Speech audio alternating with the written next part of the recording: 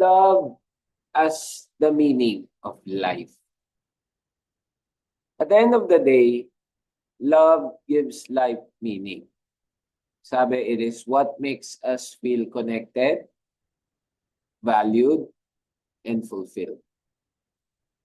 A life without love, whether from family, friends, or even the love we give to others, feels empty.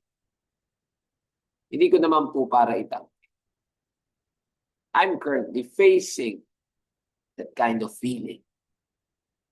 Pero, ano ba nga dapat natin gawin? We must not only seek love, but also give love freely. Kumbaga, hindi palaging maghanap. Matuto tayong magbigay. The more love we give, the more we make the world a better place. Nakakatawa.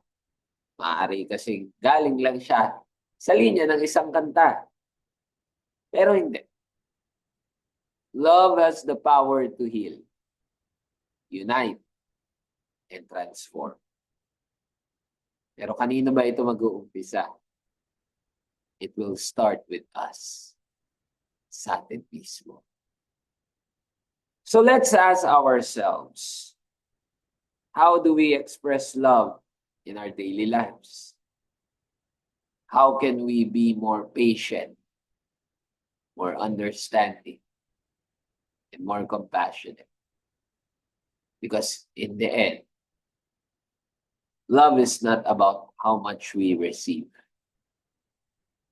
It's about how much we give.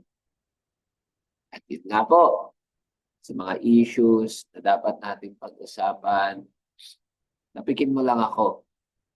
Lagi mo sabihin, Hoy, usap tayo, Brian. Babalik po muli ang Rise and Shine Weekend in a few moments. Yan lang po kayo.